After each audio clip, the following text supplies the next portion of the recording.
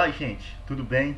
Mais uma vez estou aqui, né, o professor Tiago, para a gente falar do, da terceira parte do mundo árabe e mundo muçulmano, né? E aí a gente está observando essa cultura desde a parte um a parte 2 e hoje a gente está chegando na nossa parte final, mas fechando verdadeiramente com aspectos culturais deste mundo, principalmente desse mundo islâmico, né, para a gente desconstruir principalmente aquela ideia de que os muçulmanos, os islâmicos, eles são terroristas, né, que eles lutam verdadeiramente contra os infiéis, matando as pessoas, o que foi pregado naquele atentado, né, de 11 de setembro de 2001, quando derrubaram a Torre Gêmea. E a gente vai observar que nem todos os muçulmanos têm essa visão, têm esse ponto de vista. Aí a gente vai observar que isso são fundamentalismo. A fé baseada em fundamentalismo vai fazer com que as pessoas façam coisas terríveis. Mas hoje a gente vai estudar verdadeiramente esse aspecto cultural, né? A cultura islâmica. Lembrando que cultura vem do latim cultivare, que era aquilo que é tudo produzido pelos homens. E aí a gente vai observar como a cultura islâmica ela é rica. E também a gente vai observar a divisão do território islâmico, que aí a gente vai observar que o império era gigantesco e ele vai ser dividido em pequenos califados. E aí a gente vai observar cada um califado independente. Mas antes, lembrando, gente, deixa o like aí no vídeo, deixa aí o seu gostei, se inscreva no canal, que isso vai incentivar nós professores cada vez mais produzir vídeos para vocês, tá certo? Então vamos lá, vamos começar, né? Um dos aspectos culturais mais interessantes do mundo islâmico foi a criação das bibliotecas públicas de Bagdá. E lá, na Biblioteca Pública de Bagdá, eles se dedicavam, gente, a reproduzir pergaminhos, documentos de, de todas as línguas, né, para o árabe. A gente viu na aula passada que foi feito quando a gente vai observar no Império Islâmico, toda a língua do Império ia ser agora o árabe. Tudo. Então tudo passou a ser traduzido para o árabe. Então, na biblioteca de Bagdá, muitos copistas ficavam copiando e traduzindo os documentos para o árabe, seja eles filosóficos, científicos, matemáticos, sobre medicina, de todas as línguas, latim, hindu, persas. E aí, gente, isso verdadeiramente foi muito interessante, porque eles valorizaram principalmente o mundo islâmico, o conhecimento. Isso é fantástico. E aí a gente vai observar para que esses documentos, né, ele fosse verdadeiramente abrigado, foram construídos verdadeiramente um complexo de museu e de biblioteca. Para quê? Para salvaguardar esses documentos que foram traduzidos principalmente para o árabe. E ainda eles foram, essas bibliotecas eram chamadas Bait al-Hikam. O que é que significa isso? Casa da Sabedoria, que na verdade eram essas bibliotecas. E aqui, gente, observem aí, essa imagem que vocês estão vendo aí é uma das bibliotecas construídas em Bagdá no século IX, né? E aí a gente vai observar que a arquitetura, como ela é diferente, ó, mas ela tinha o papel, principalmente, de ser uma biblioteca, e lá era o centro, verdadeiramente, do pensamento filosófico e científico do mundo muçulmano. E aí a gente vai observar que nesse aspecto eles foram muito sábios, né, de salvaguardar esses documentos. E aí, gente, nesse contexto, né, que vai acontecer da criação de museus, de bibliotecas, das chamadas Casa da Sabedoria, é que Bagdá ele vai se transformar no centro intelectuais, né, verdadeiramente do mundo islâmico. E aí, principalmente esse de toda a região, Bagdá na verdade de todo o mundo árabe nesse momento vai ser o centro intelectual. E aí, nesse período é que vai surgir inclusive obras literárias que vão marcar principalmente, acredito que inclusive a nossa infância. Por exemplo, aquele livro, aquela história chamada As Mil e Uma Noites, né, que é um livro que inclusive já está em desenho animado, está no livro para a gente traduzir, que marca a nossa infância. Por exemplo, As Mil e Uma Noites, esse livro marcou a minha infância, esses contos, né? E ainda, gente, teve outra coisa bem interessante para que esses documentos, essas obras literárias, filosóficas, científicas, culturais fossem salvaguardadas. Os califas e mercadores, eles começaram a ser um tipo de protetores das artes e da ciência. E isso vai fazer com que verdadeiramente eles sejam salvaguardados, que eles vão ser tidos como importantes. Então a gente vai observar que a partir disso, as áreas da arte e da ciência, de todo o conhecimento, vão começar a aumentar no mundo islâmico.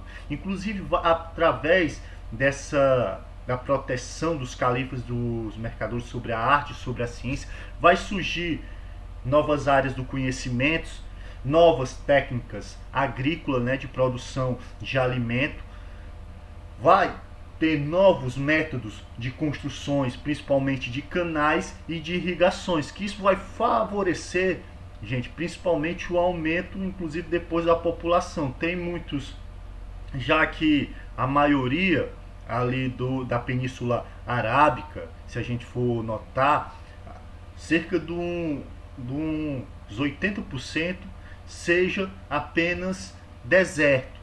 E aí sobravam algumas pequenas áreas que eram boas para o cultivo.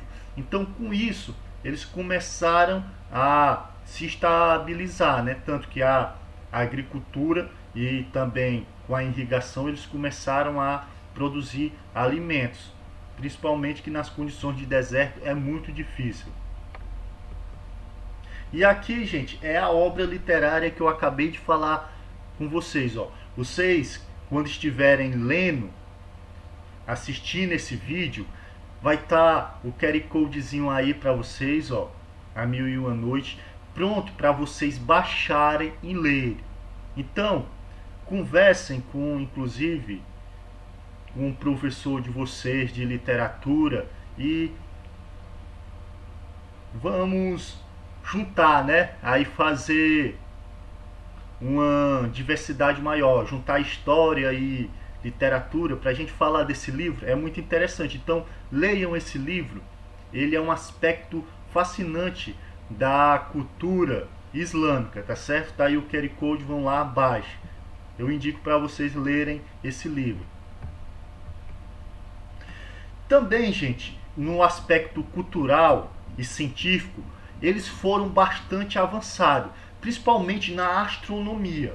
Por exemplo, eles criaram verdadeiramente um calendário dele, que no mundo islâmico o calendário dele é lunar, não é o calendário solar que a gente utiliza, mas eles criaram um calendário que é altamente preciso também, tanto quanto o calendário solar. Criaram diversos observatórios astronômicos em todas as regiões, inclusive sobre navegações. As navegações, eles fizeram uso de instrumentos como o quadrante e o astrolabe. Olha aí, ó. O astrolabe é esse imagenzinha que você está vendo aí, que na verdade ele é um GPS da antiguidade, né, medieval, inclusive usado pelas grandes navegações no período medieval. Na verdade, ele é um GPS, servia de localização para os grandes navegadores. Também, gente, no outro campo bastante interessante que os muçulmano, os árabes, eles evoluíram foi na matemática, principalmente na álgebra e na trigonometria.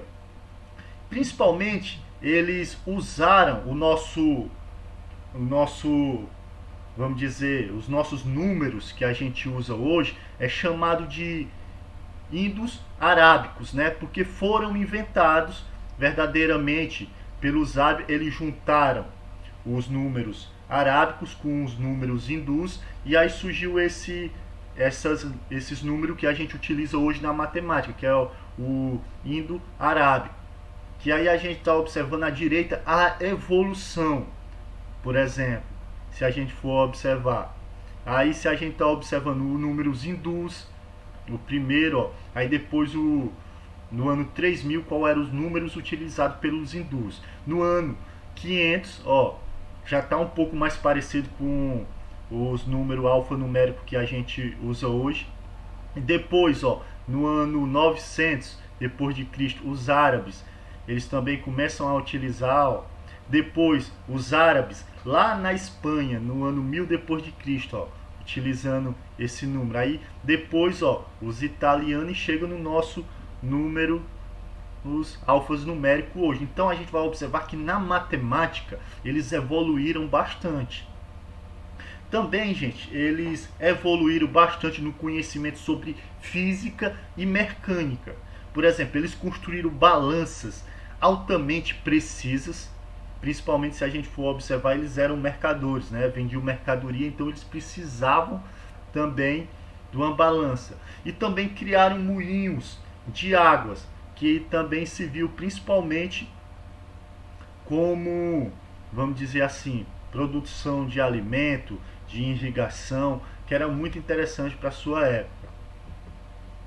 Na química, gente, também eles vão ser muito hábitos, eles vão ser verdadeiramente, nessa cultura islâmica, a ciência vai se desenvolver muito. E uma das ciências que vai desenvolver nesse momento vai ser a química. Eles vão se destacar, inclusive com os laboratórios que eles tinham, a gente vai observar, eles foram evoluindo. Inclusive eles descobriram novos produtos químicos, como o borax, a amônia, o sal de amoníaco, o ácido nítrico, o ácido sulfúrico e o nitrato de prata. E ainda também eles inventaram também, se a gente for dizer, o alambique, verdadeiramente, que aí inclusive tem um símbolozinho, né, que aí eles estão fazendo um processo de, nessa imagem aí, ó, ele esquenta um produto, né, e aí o produto ele verdadeiramente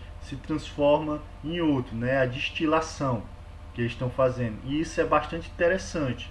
E outro, gente, ele também desenvolveram tintas para tecido. Se a gente for observar os tapetes árabes, que são muito conhecidos no mundo e são belíssimos até hoje. Então, a diversidade de tinta, de cores que eles fazem esses tapetes, que inclusive é vendido nos mercados, é fascinante.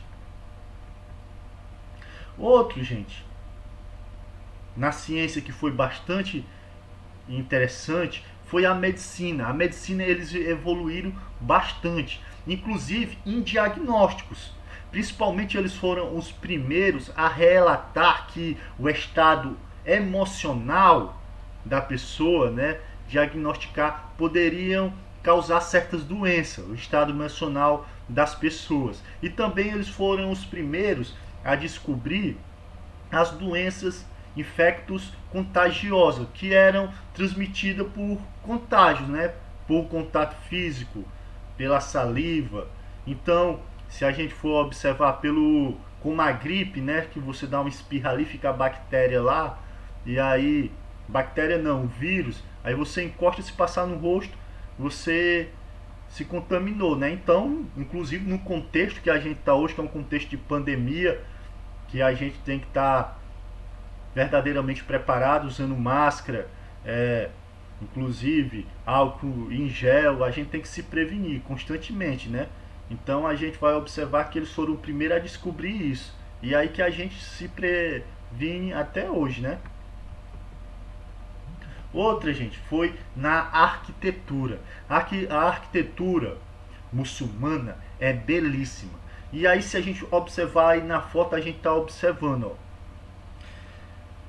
centenas de grandes colunas sustenta um teto em forma aí de ferradura, vamos colocar ferradura mesmo, ó, com cúpulas. Olha aí. E aí, já que a arquitetura dele, basicamente dos templos da casa, era proibido ter imagens. E também era proibido representar imagem de pássaros, de árvores, de homens. E aí eles começaram nos seus templos, como a gente está vendo aí na imagem, utilizar decoração em formato geométricos e de arabescos, como vocês estão vendo aí. Os vitrais são em formas geométricas, as paredes, se a gente está observando, também estão em formas geométricas, em arabarescos. Então a gente vai observar que eles começaram a utilizar a matemática aliado à arte. E aí dá essa beleza que a gente tem aí do templos muçulmanos. Só que a partir do século 8 vai acontecer a divisão verdadeiramente do território islâmico. E aí eles vão se transformar em vários califados independentes. Aí o que foi que aconteceu nesse momento, professor? A gente pode até se perguntar. O Império Muçulmano, ele vai passar depois a ter uma conotação mais religiosa do que política, porque quando o califado eles unificaram tudo, eles eram líderes políticos e religiosos. E aí a gente vai observar que eles governavam politicamente com a ajuda inclusive do vizir, que era um tipo de governador que ajudava a governar o reino. Só que quando ele foi dividido em califados, né, ou então, como a gente pode dizer, patriarcados, ele tomaram uma conotação mais religiosa do que política. E aí a gente vai observar que todos esses reinos, mesmo eles sendo califados independentes, fosse dividido, eles ainda fazem conjunto de reinos ligados pelo islamismo. Né? Eles não são mais um estado unitário, centralizado, eles não estão mais centralizados, eles são independentes, mais parecido verdadeiramente com uma cidade-estado. Mas mesmo assim, a gente vai observar que eles ainda são ligados pela cultura islâmica. No ano 1095 vai começar, gente, as chamadas cruzadas, que a Igreja Católica ela vai verdadeiramente dar início à série de várias campanhas militares contra os muçulmanos. O objetivo verdadeiro dessas campanhas militares, segundo a Igreja, é de reconquistar, né, os lugares santos, libertação dos lugares santos. E aí a gente vai observar que essas cruzadas que vão ser conhecidas na verdade, são conflitos militares, né, verdadeiramente guerras, a chamada Guerra Santa que vai ter aqui. E aí a gente vai observar que vai começar em 1095 e só vai terminar no século 13. A gente vai observar que a única cruzada que os cristãos vão vencer contra os muçulmanos é a primeira cruzada. As outras eles vão perder todas. E aí, gente, vai acontecer outros conflitos, né? Que no ano 1258, os mongóis, que estavam fazendo um grande império nesse período, eles vão invadir Bagdá, né? E aí, a partir desse momento, todo o território muçulmano ele vai se fragmentar por completo. Aí que vai dar origem aos diversos estados muçulmanos independentes, né? Que aí eles vão ser verdadeiramente cidade-estados. Cada um verdadeiramente tem um califa, que ele tem um poder religioso e político, mas claro que existe aquela conotação muito mais religiosa do que política. Mas mesmo assim, com a divisão do Império Muçulmano, eles vão permanecer unidos pelos laços culturais.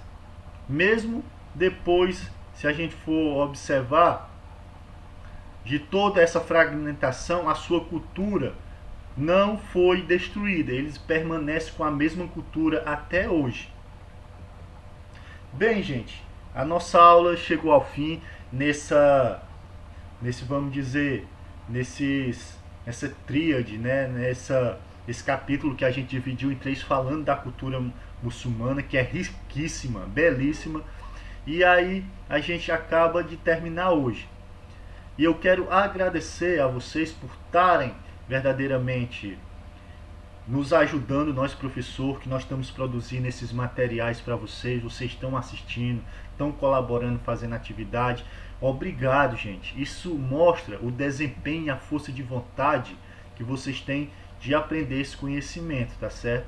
Continue assim, porque isso é maravilhoso, principalmente para nós que estamos produzindo esse material, mas verdadeiramente isso é excelente para vocês. Parabéns a todos. Também não esqueçam, né, gente? Deixa o like, inscreva aí no canal, tá certo? Que isso vai incentivar cada vez mais nós professores a produzir esses materiais. Tá certo? Então, gente, uma boa semana, cheio de paz, de alegria, de amor e bons estudos. Até mais, gente. Tchau.